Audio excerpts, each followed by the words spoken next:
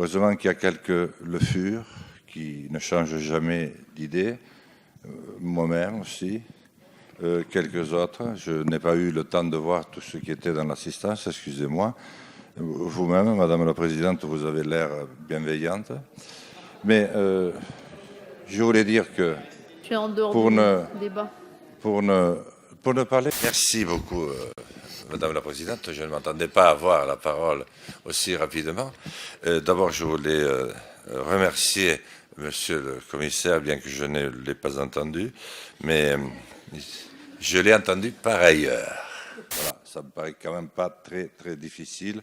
C'est la raison pour laquelle je pense que ce serait un très grand bonheur pour la France de m'élire président de la République, parce que je pense que je saurais trouver les mots pour enfin réconcilier le peuple français. Parce que si je le réconcilie sur ce sujet-là, je le réconcilierai sur bien d'autres. Je me suis fait flageller par France 2 au prétexte que je n'avais participé qu'à 15% de nos travaux sur l'ensemble de la législature. Bon, il faut reconnaître que ce n'est pas simple pour un député non inscrit d'être partout en même temps, alors que quand on appartient au groupe républicain ou socialiste, il y a toujours quelqu'un qui peut signer pour vous. Mais enfin, là n'est pas le propos. C'est pas gentil. Mais enfin, je me défends. J'ai fait français troisième langue, Madame la Présidente, ce qui me vaut d'ailleurs un accent abominable à couper au couteau, dont je n'ai jamais pu me départir. Mais que voulez-vous, nul n'est parfait. Je voudrais nous interroger tous sur le fait médiatique d'aujourd'hui. Ne vous inquiétez pas, Monsieur le Président, après je me tairai jusqu'à la fin de la session. Là-dessus, il faudrait que j'en touche un mot, peut-être vous pourrez le faire, Madame la Présidente, à l'ensemble des médias qui ont complètement oublié que j'existais, qu'ils soient publics ou privés. Je souffre d'un ostracisme violent.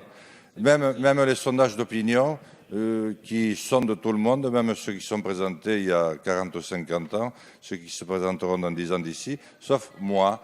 Je me demande quand même si, au-delà des langues régionales, ce n'est pas tout simplement la démocratie et la pluralité de l'idée qui souffrent au pays des droits de l'homme. Moi, Monsieur le Commissaire, lorsque je vais être à l'Élysée, je vais commencer par revoir. Excusez-moi de vous avoir dérangé. Monsieur le Président, vous êtes toujours aussi président et je vous aime toujours autant. J'ai commencé à apprendre le béarnais alors que je ne me rendais même pas compte que j'apprenais une langue. C'était à la maison. Papa et maman me l'apprenaient joyeusement. Ensuite, j'ai appris l'espagnol parce que papa était berger en Espagne. Bon, c'était assez naturel. Quant au français, il considérait que c'était trop important pour qu'il entreprenne de me l'apprendre lui-même, que c'était à des spécialistes de le faire. Finalement, j'ai appris les 3 langues et je m'en suis apporté plus mal suite au prochain numéro. Merci. J'ai écrit 5 lettres ouvertes au monde, le monde, pour dire qu'il n'y a pas que la télévision. Aucune n'a été suivie de fait. Je vous remercie, Monsieur le Président. Maintenant, d'ici au mois de février ou mars, vous aurez largement le temps de vous remettre de ma trop longue intervention. D'ailleurs, inutile certainement. Merci Jean Lassalle.